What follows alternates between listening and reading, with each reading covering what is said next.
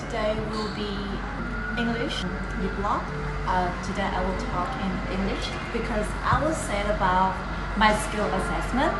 I'm so happy to tell you that I just passed the skill assessment for chef.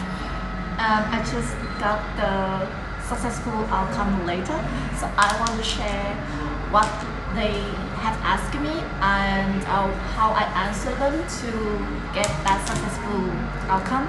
So I hope that this video will help you in your future interview. At first, actually I want to make this video right after I finish the interview because I feel like I did it quite good, but I think that maybe I should wait until I will receive a successful outcome later, so I will have more confidence to tell you what I have done to get that. Yeah, today is the day, and for my timeline applying for the skill assessment, I will put it here for you to reference.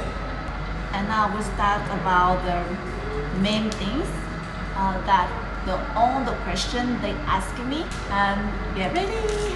Okay, at first, this is the Zoom interview. So at first I think that I will come to their place and someone interview me face to face. But actually that's the Zoom interview. Yeah, so they asked me to come to the room and don't have anyone there, and with big screens of TV, and they will make a Zoom video call on that. At first they asked me to show my passport, so to make sure that I'm the person that on the document.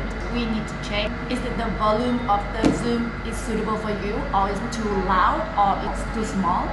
So you should check it first, make sure that you can hear what they ask you clearly and you can answer them too.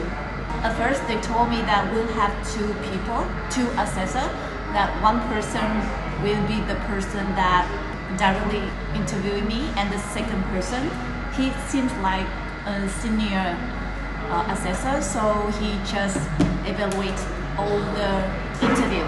So his face will not on the screen, so I just interact with one assessor. They asked me about my workplace, like what do I do, what's my position in my workplace. Then I told them that yeah, I check the temperature of the fridge too, because I don't know that maybe at night the electric has turned off or has some problem with the fridge and damage all my stuff in the fridge. So of course I need to check the conditions of the fridge before I start my shift. They asked me that, okay, how's about delivering? How I deal with a chicken, example, a kitchen, just deliver to my kitchen. So how I receive it, how I handle it, and how I put it in my storage. I just told them that I must check the temperatures of the chicken, check is it slimy, it's still fresh, and they agree with that. And of course I check the expiry date and check everything that make sure that it's safe to eat. And they asked me that how I put it in my store. So I told them actually in my workplace we have two separate stores, one's for veggie and other store for meat. So I told them that I store my chicken, I store it in the meat cooler, and I make sure that I don't put directly the box on the floor. I told them that I never put the box on the floor.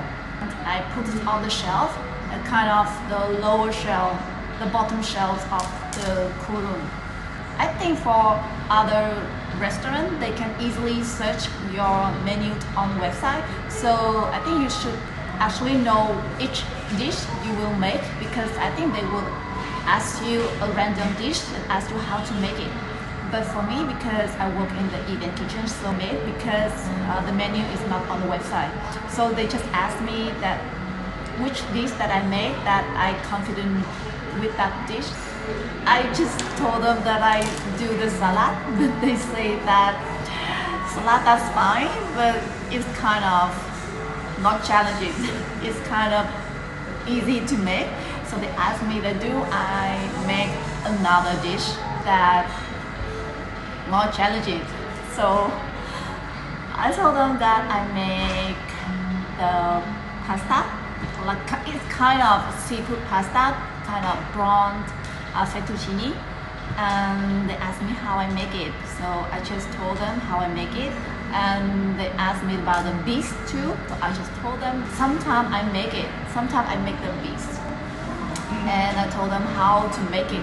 So they just want to know, do you actually work in the kitchen, or someone else told you what you should answer them.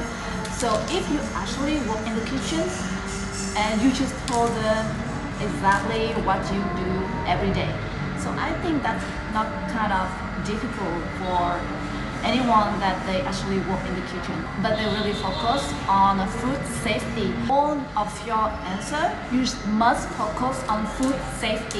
If you can do that thing, I think you will pass. Next, they asked me about the allergy. They told me that for the New South Wales, they have kind of 12 allergy, so they asked me to name it. So actually, I just can count about 6, 7, 8 something. I can't count like exactly 12 allergy. It's still okay. So if a customer they have lactose free, so how I prepare the dish? They ask me how I prepare the food for the allergy person. So I just told them that all the tool, like my knife or my chopping board, it should be separate from all the other dish. Maybe I just chop the cheese, and after that I prepare the dish for them, so it's cross-contamination, so they can't have it. So I told them like that, and they seem to agree with that answer.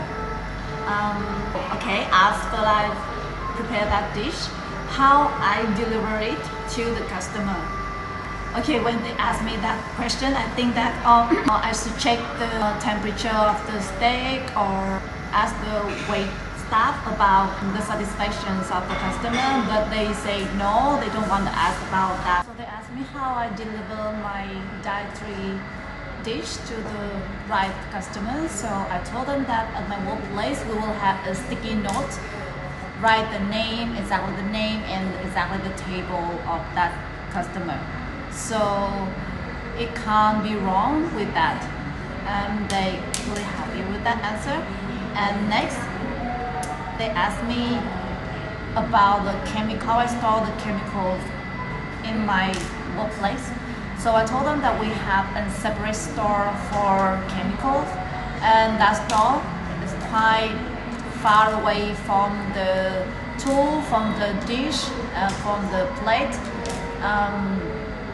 Because they asked me why we must do like that, and I told them that because if the chemical stay near to the plate or the tools or the equipment, so it could be the cross-contamination, because maybe the chemicals will leak out and it will poison someone that I don't know. So it's really dangerous to keep the chemicals. That's why I store chemicals in separate store. And next, I deal with the chemical. So how I prepare myself when I work with chemical. Actually, I don't understand much that question. So they told me that it's about the PPE. It's kind of protect person equipment. It's all about the glove, the mask you wear, that all the things protect you from dangerous chemical. I told them that yes, I use the glove, mask, I use the Google to keep myself safe when I deal with chemical. Okay, now I have prepared everything for the dish, so what do I do before the service? They were told us before 20 minutes, like kind of 20 minutes before the main start, 20 minutes before the entree. So we will prepare ourselves with that, so we can take the plate out and start to calculate the plate, exactly the amount of the function sheet. And next, they asked me about the dry store. I think all the questions they ask you will relate to your answer, because before I told them about my dry store, so they asked me about the dry store. So be careful what you answer them. Don't tell them the thing that you're not sure. So because you don't know that they will ask you about that. Sorry, because my phone is nearly full, so I can't talk much. So they asked me about the dry store and how you arrange your dry store. You must tell them. Next one that they asked me that if I saw that have the sign of mouse or the rats, how I deal with it. Next, they asked me about how I avoid them come back to the kitchen. They asked me about the food after service, how I store them, what I do with them. So I just told them that follow the 2-hour, 4-hour rule. For all the ingredients like the meats, like the veggie, I put in the right place for them. And for all the meat, the vacuum bag to seal all the meat inside and put in the freezer. And that's all, and keep waiting for the next question, but they said all done for today's interview.